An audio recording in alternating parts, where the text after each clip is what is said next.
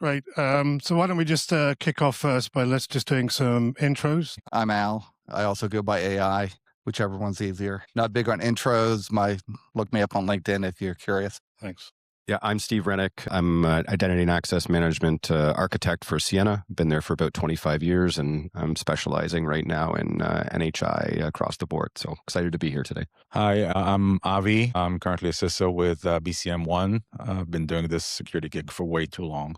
Rom Carmel, co-founder and CEO of Apono. I think some of the people here have already been together in a panel. So great to see everyone again. And thank you for inviting us. Great. So look, we're going to talk about the journey from NHI to NHAI, and we'll be posing hopefully some thought-provoking questions and hopefully get some great insights from the panel. So let's kick off with the NHI journey. Clearly, the last few years, there's been a lot of investment in developing capabilities, addressing the NHI problem, moving away from kind of human identity to sort of non-human. But clearly now, all the focus seems to be on agentic AI agents. So I'd like to ask the panel, what have we learned as we've gone on our NHI journey that we need to apply to agentic AI and AI agents? So maybe Stephen, you want to just kick off with your thoughts on that? For sure, yeah. So I just want to kind of go back to the last session that we were at, because there was something really interesting to me when you did the question to everybody asking about, will we have long-standing credentials in 5 years?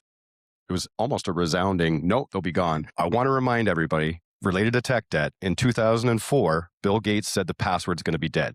Right? It's not dead now. It's not dead today, right? Tech debt stays around. It's nearly impossible to get rid of it. I think one of the things that we learned in terms of lessons for non-human identity just in the last year and a half, is that we can't do things the same way. We have to approach tech debt in a different way. And I think that's going to be critical moving forward, right? Tech debt, like access control models, right, is going to be incredibly important as we move forward in this AI journey. If you think it's bad now when you have overprivileged accounts and humans with overprivilege that you don't know about, it's going to be way worse when you layer AI on top of that. Imagine impersonating a human, or a human creating an agent that has its own permissions, and then other people assuming those permissions because they misconfigured an agent.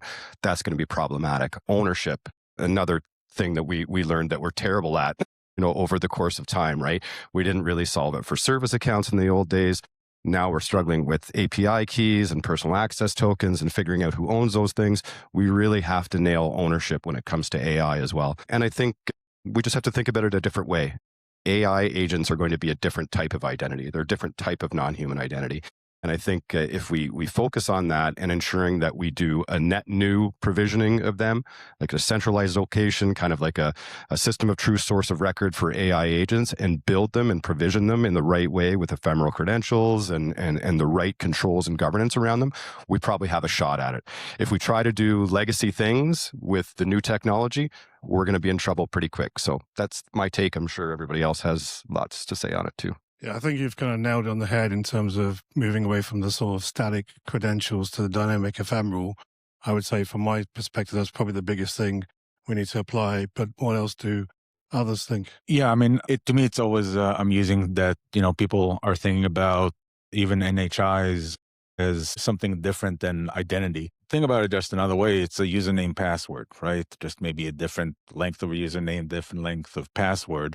And the fact that we have static credentials, long-lived credentials, even the ones that are ephemeral right now, that's what we've done with passwords in the past, where we said, oh, you need to change your password every 90 days, which was idiotic. And NIST actually recommends against it right now. But the NHI and then NHAI has not even kept up with that concept. They're just saying, hey, let's implement ephemeral credentials. But the concept of multi-factor authentication, the zero trust model that Itzik mentioned, these have to catch up because the problem is only going to get bigger. When Lalit asked about who has long credential or expects to have long-term credential, then everybody said, oh, no, yeah.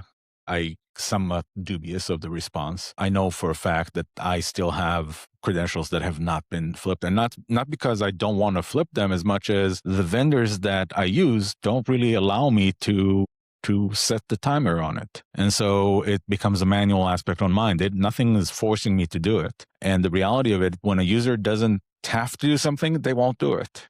So that's my thought. Any other closing thoughts from anyone? Well, I agree with everything they said. I haven't spoken to every company in the world, so maybe I've just spoken to all the unfortunate ones. So I'm sure you're doing many great things and you're driving non-human identity and you have this agentic identity all in play. 90% of the people I talk to are not sufficient in non-human identity. They lack awareness. They kind of kick it to the side, say, let some developer worry about it or whatever, and don't pay attention to it. And it's even worse when we start talking about AI and agentic AI solutions. They're just clueless. That's 90% of mine. So maybe that's the 90% in the world if we're lucky. If you're selling a NHI solution, I think it's good. You have a lot of market space to grow. I'm hoping that agentic AI puts more attention on non-human identity to help lift it up. Yeah, if I may just add a little piece on it, 100%. I think one of the main risks that we're seeing, I can share from our personal, my organization, just the same secrets that we've had all along. And now you have these co-pilots, and this is just the first form of agents that we have in our environment. So these form of co-pilots that are running on behalf of our developers, essentially, unintentionally, even if you're not intentionally giving the agent specific privileges or the ability to use specific credentials, just by the fact that they're running on the same device that developer is running, mistakenly, unintentionally, statistically, 1 in a million, will be able to make the mistake of, being able to perform specific thing that we don't necessarily want them to because the credentials exist there. The problem is, I think the zero standing concept that we've been preaching for a very long time becomes a baseline now. And I think that's the baseline, but there's going to be another layer on top of it that we need to think about when we're thinking about AI agents, which we'll get to, I assume, in the next few questions. But yeah. And I do want to build on that also. And this is something that has been bugging me for a minute now. And that is, if you think about it, Aitik actually showed in his slide that NHI is really the second most leveraged attack vector. Number one is phishing. Now think about it this way.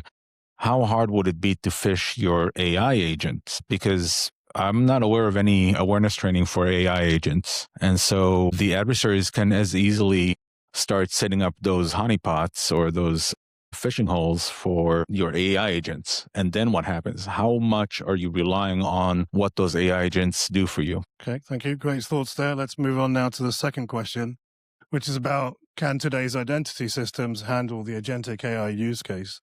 Now, it's funny that we're bringing up this question like a few years ago.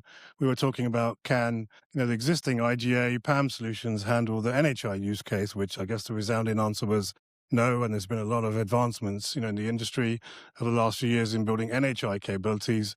And now we're saying even those capabilities aren't good enough to handle the agentic use case. So look, I'd like to pose that question, maybe Rom. So do you agree that current systems are incompatible?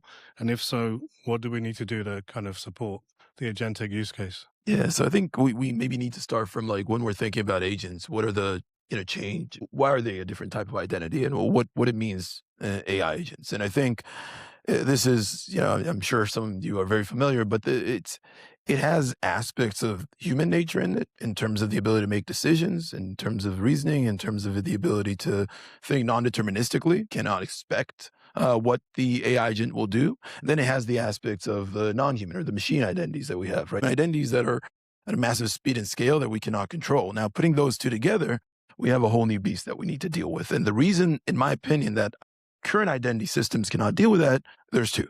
I think the first one, identity systems today are focusing on the who versus on the why. And when you're thinking about agents, you have to think about the why. You need to think about the business purpose behind what they're trying to perform, because the who doesn't matter anymore, right? You got these multiple different agents running around, and we cannot just, hey, let's identify this specific person, because it's not the case anymore. The other thing is, in my opinion, real time. So the authorization needs to move to real time enforcement, continuous real time enforcement. What that means is that even now we've been preaching zero standing privileges and just in time for a very long time, but that might not be enough anymore. The next level talks about continuously enforcing the action that AI agent wants to perform, and seeing if those are valid. Do they connect to the business purpose, to the intent of that agent and what they're trying to do? And we need to continuously validate that in real time as that agent is performing their tasks. And how do you make sure that doesn't do more than what you're 100%. Even within what it's able to do, I'll give an example. So this is recently, I'm sure I don't know if you guys read this, but 2 days ago, a researcher published an article where her OpenClaw agent accidentally, I don't know if you guys saw this, deleted all her emails. You see her like chat is like, please stop. And it doesn't stop. And it continues like, yeah, we have a bit more to go. You're going to go through all your email. Clean your inbox. Yeah, I'll help you clean your inbox. And so I think what we're seeing is this kind of new situation where it's, she gave it the permissions. Intentionally, she gave it the permissions.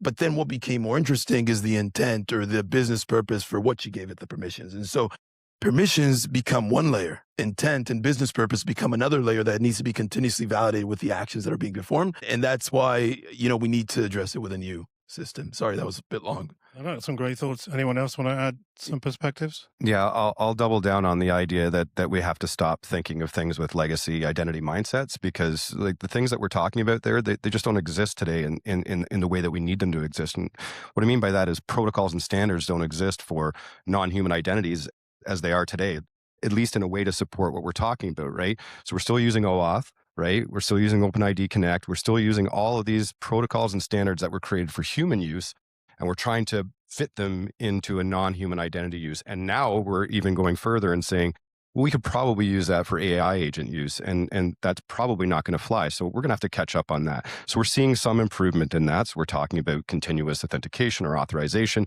We're seeing a lot of modernization in that space, and that's really good, but we have to adapt to it now, right? So the idea that the agent has controls and guardrails around it is awesome, but how do we make sure the agent is the agent? Right? So agent identity is going to be really critical. How do you continuously verify? Verify is really important that agent is who the agent says it is, right? And not working on behalf of or doing those things. That has to be built into that. And we have some of that with Spiffy and Spire and those types of things, and that's really good. But what's often missed in that is like you're kind of kicking the can down the road. So we're removing the ephemeral credential, but now we're creating an infrastructure problem where we have to support Spiffy in that environment. So it's creating complexity. And again, we're trying to do things with a legacy mindset and make it fit for what we have. Like probably most of the people in the room have a different opinion of what an agent is anyway, right? What's an agent workflow? What does an agent really define? I see a lot of people talking about it, and it's a bot or it's an automation flow. It's not really doing anything smart. It's just saying, here's a task I want you to do. Here's the permission to do it. Go do it.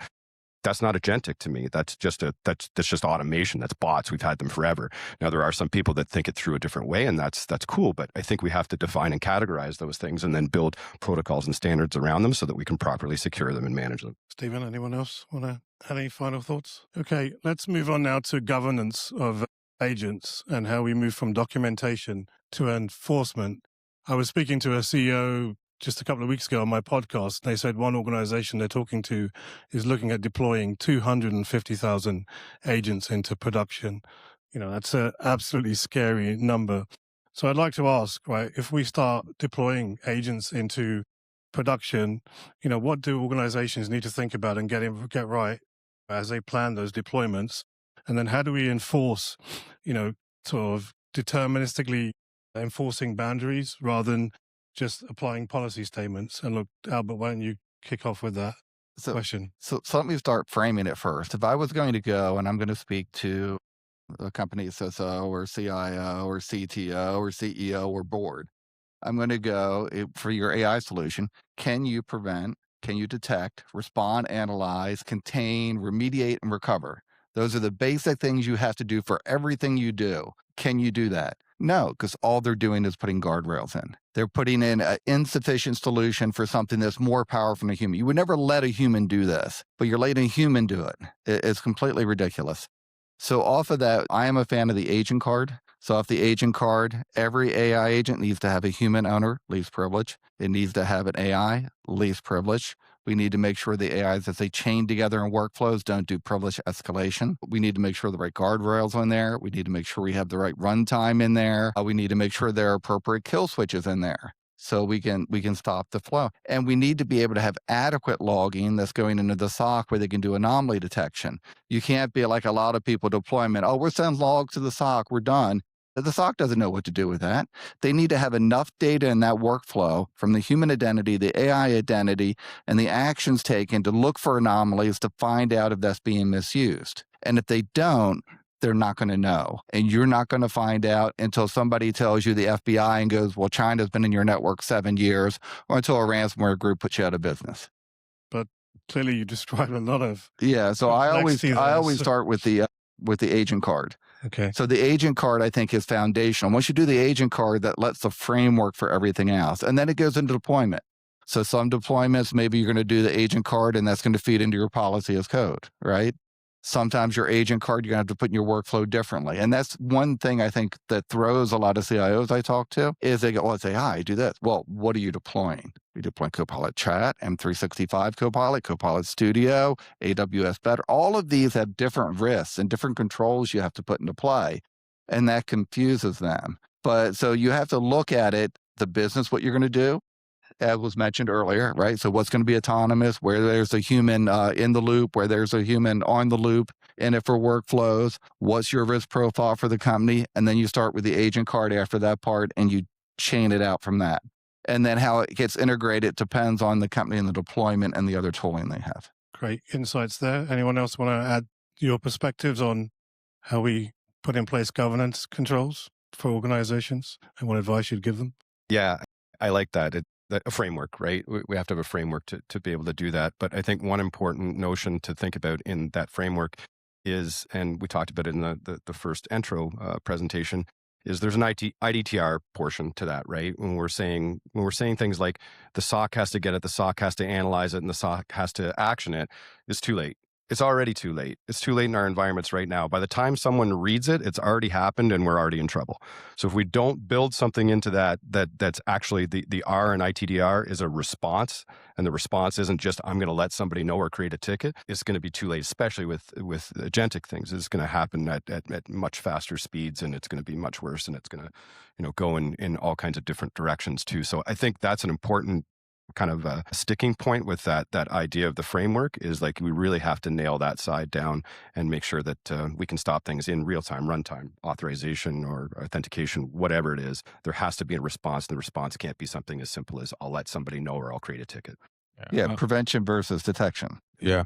I'll just add and paraphrase something from Douglas Adams when he talked about deadlines. It's like, I love frameworks. I love the sound they make when they fly by, because the reality of it is a framework is just that. It's a framework. It doesn't mean that, it gets applied correctly or that you are actually doing best practices. It's just a common denominator, if you will, of what you should be doing as a minimum.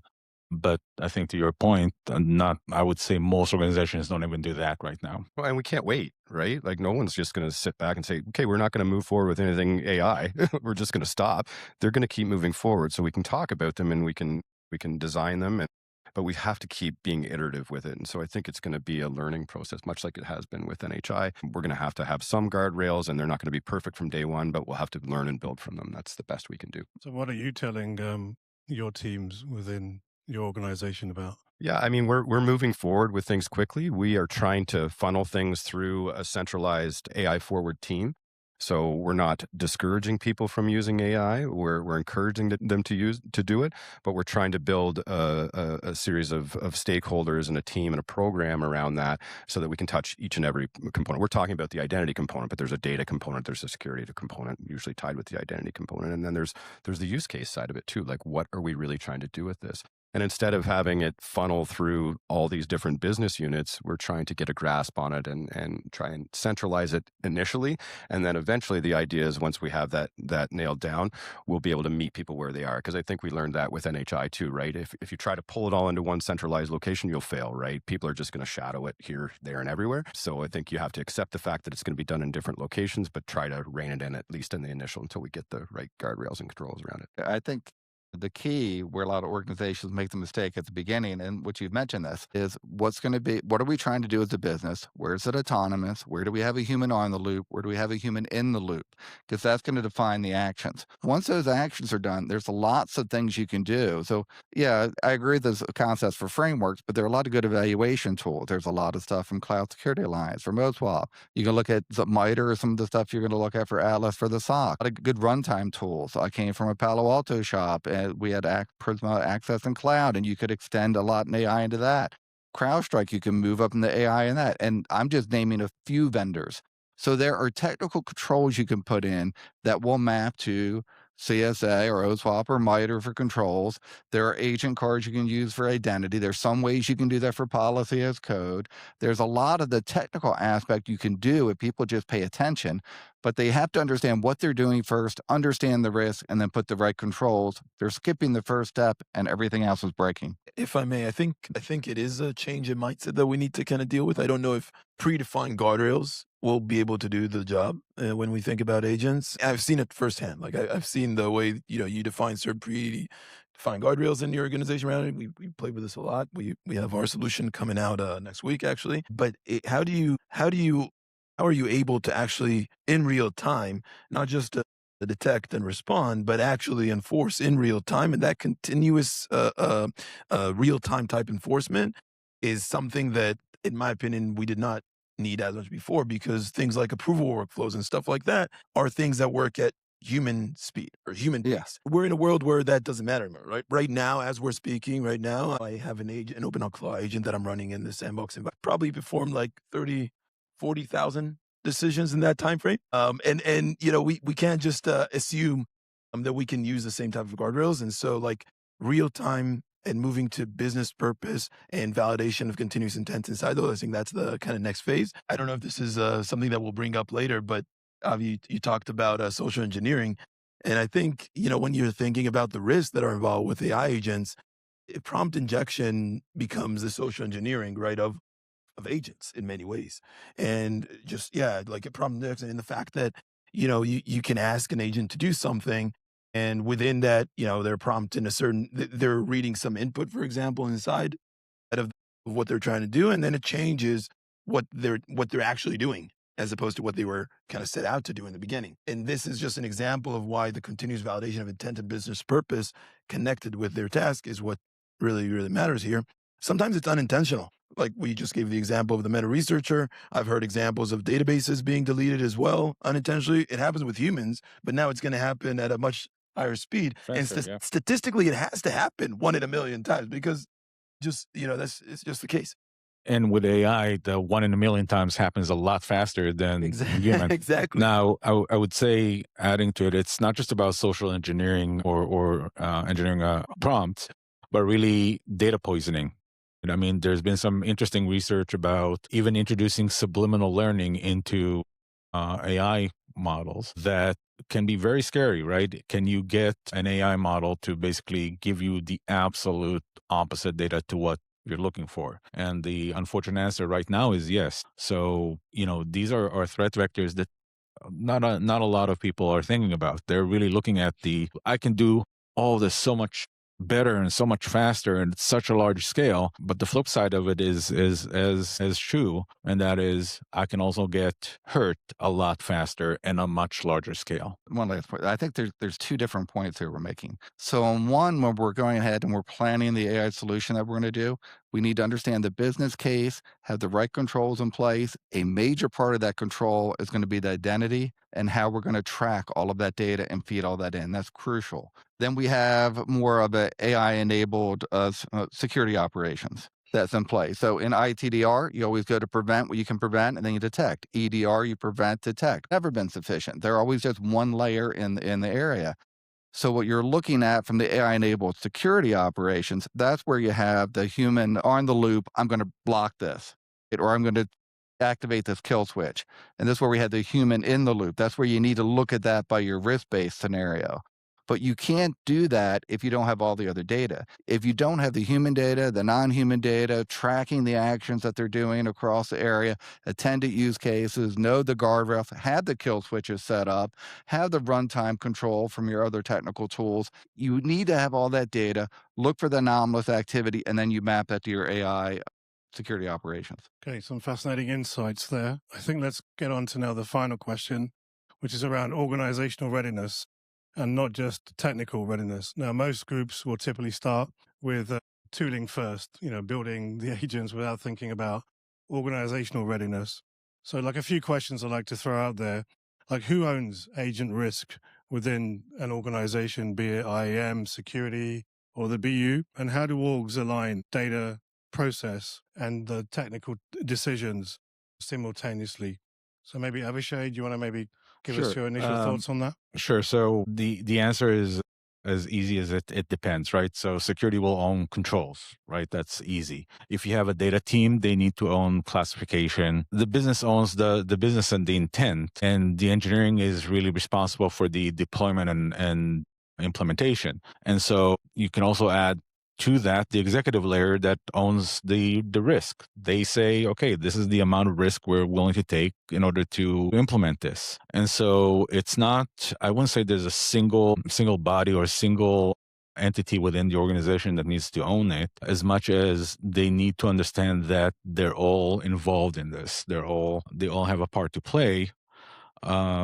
And that even extends to legal. What are your legal exposures to AI and agentic AI? I've seen some very detailed customer questionnaires coming in already to try to understand what is the scope of AI usage, not just within the company, but within the products, or how is it used by the company with their sub-processors and vendors. AI is everywhere now. And so the question becomes, how do you even begin to scope the responsibility for that particular technology? But again, going back to your question about organizational readiness, I think that at best, you have security understanding they're part of it and the business knowing that they want to do it. Is there a view on who should be leading from the different teams within an organization? So my recommendation is to always have an executive leader that is the executive sponsor for all AI related activity. And that AI leader should then call it a steering committee around AI. And that steering committee has to have a member from each of the groups I mentioned, specifically engineering, business, security, potentially legal as needed. Again, everybody that is in our organization right now knows of AI. They want to use AI. Some of them don't even understand what they want to use in AI. They just know they want it. So I think it all starts with the you need an AI governance board or governance committee or whatever new name Gartner's come up with. So they're reference Gartner. Steering. I've talked to CIOs and said, no, I don't think we need that. I don't want to do it. And what that means is the CIO is going to go ahead. I'm going to ignore all the security, ignore all the risks, do whatever the business says, run it like a PMO office to pat myself on the back and go, look, I gave you this AI solution, which is insecure, doesn't work correctly. We're leaking data. And it's going to be a huge problem at some point. You get the AI governance committee in there. I think usually, it could be anybody, but commonly CIO, CTO is going to run the committee. This lets the business go in there and lets you dive into that question. What is it you want to do? And go into that autonomous human in the loop discussion. That lets you introduce the risk area for identity and agent cards and why we need to track these controls. And everybody buys in on that at that stage, and it's all supported, and it becomes a way of doing it. And understanding every time we have a deployment, it's a new conversation because all of these AI deployments can be different. It also helps you, and interviews are really key there and that's something that we've been doing, because it helps you really establish that same intent that you essentially are going to be passing on to your agents. Understand the intent and steer using the term steer way too often, but steer the different stakeholders into where you need them to be. I think it can't be a side gig either, right? And people probably disagree with that. We only have X amount of resources, but really going to do this the right way, it can't be a side gig for people. You almost need the Men in Black thing. Hold it in front of their face and say, forget everything you know and now focus on this. If you can do that with people who are AI minded, if that's a thing, you probably have a shot at it. But if you take a bunch of people who are just used to doing human things and legacy things, they're going to think of it with that mindset, and you're probably going to fail at it, right? So it can't be something that you do as this is my regular job and now I'm kind of leaning into AI. I think it's something you have to dive into headlong. I think I agree completely. I think that we're moving into a world where that is your regular job now. Yeah. And it should be. not. It should. And I think as security practitioners here, identity practitioners here that are in charge of the identity security at some level, the business is not waiting for us. Like it's this situation where the opportunity is so great on the other side. It is. It really is. The opportunity is like once you play with these autonomous agents, you get to a point where like you envision so much that it can do, and you're like, yeah, it kind of changes your whole perspective of how work is done. And so the opportunity is that great. And as security practitioners, we need to understand that there is not going to be like a time, in my opinion, there's not going to be a time and place where we're going to just sit and like define how we're going to be working. it's going to happen much, much faster. And we need to figure out the way for us to already give tools that are enablers as security, give tools that are enablers to our organizations to be able to adopt AI versus work on putting guardrails, if that makes sense. Like let's bring them the tools to use and that are, inherently enforcing the type of enforcement that we would like to create in runtime that we provide, for example. How do we bring them the ability to do that so that we allow those developers to work? We allow those different teams that are adopting already AI without waiting for us, of course, to do that. So that's kind of my two takes. We need to be enablers as security, and even more so today than ever. Yeah. So a couple things to say. Number one, to your point, Steven, think about the cool title, Chief AI Officer. As you've known, when we started doing privacy, all of a sudden you have Chief Privacy Officer. When you started doing data architecture and BI, you have a Chief Data Officer. Oh, time for Chief AI Officer. But then to your other point on guardrails and enabling the business, absolutely. The business is not going to wait for us. I don't know how many of you backed into a policy, meaning the business was already doing something and now you need to create a policy to justify it. So the reality is you want to do less and less of that, work with the business, not against the business. So understand that AI is coming, not just like winter is coming, it's already here, but really AI is already here. So work with it, be able to expose the potential risk and then start designing the controls to help mitigate that risk. We're not going to be able to eliminate it. Great. Look, I fully agree. The business is not waiting. It is an arms race. It is a fight for survival. And we as kind of security identity practitioners need to work with the business fast. I don't think anyone has seen anything like this before in their lifetimes, and it's moving so fast. Like with that, let's maybe share some closing remarks. If there's one thing you would share to the audience to take away in terms of how they need to be thinking about, NHIs and agentic AI agents, what would be that one bit of advice you'd give to the group? Start first. I'll start first then. So we could go in a lot of people talk, attacks on AI systems or attacks on the reasoning of the system. We could talk about poison fountains or modifications of watering hole attacks or how we're going to manipulate data that's going to get uploaded into the AI. But if you go back to the OG, right, what does a threat actor do when they get point of entry into your network? They live off the land. They don't bring their tools. They use your infrastructure against you. Whatever infrastructure you have, they use against you. You have PowerShell, they use PowerShell. And now they have to try to obfuscate code to get through your EDR, but that's the tool you gave to them. If you give them an agentic AI system and you didn't secure it, you got really sloppy and hardly did anything with identity. You put up some guardrails and you have logs from the guardrail going in and you think you're good. What you have done is you've created a super insider threat. And if you're lucky, it's a nation state who's just going to stay there for 5 or 10 years and steal all your intellectual property and maybe embarrass you in the future. If you're unlucky, it's a cybercrime group or ransomware group, and they're going to put you out of business, because you have no ability. If you're looking at a security operation where we're going to go ahead, we can't prevent really. All you have is a guardrail. We can't detect. We just have guardrail logs. We have no ability to respond. What are we going to analyze? Remediation plan. There's no recovery plan. And you're not even going to know it's the AI. You're just going to see problems coming all around your network because maybe you have encrypted MCP traffic, right? The SOC's not even seeing that. So you've created a super insider threat into your own environment the attacker is going to use against you because you didn't secure it correctly. And what drives me crazy is you would never think about doing that for anything else, right? But we have defense in depth. I like to call it more like a spider web. If you look at email, why do you buy abnormal security on top of your email? Why do you buy EDR on top of that? Why do maybe you have threat hunters, you got threat hunting service? Why do you put these other layers? But we're not doing it for agentic AI. We got all this guardrails good enough from Amazon. So you have to think about the risk. You're not thinking of the risk that you're accepting to the company. And next year we'll be here and there'll be a panel and we'll be talking about that poor bastard who had their whole company taken over because a threat actor did that. Fantastic. Stephen? Unless I'm the poor bastard. Yeah, I think from my perspective, advice would be that there is no silver bullet. There's no one thing that's going to just fix all of this for us. It's going to be a system of systems. It's going to be a bunch of different solutions. It's going to be new technology, new standards, new things that we're going to need to adopt and adapt to. But we can't forget to go back and fix it, right? I think this is back to my notion of technical debt. We have a really bad habit of not going back and fixing things, and that ends up stinging us in the future state. So I think to go back to your rapid fire question, what's more important? Identity for AI or AI for identity. I think today it's identity for AI, and if we get that right, then tomorrow it could be AI for IAM. Great. Avishai? I'm loving everything I heard in this panel so far, so thank you.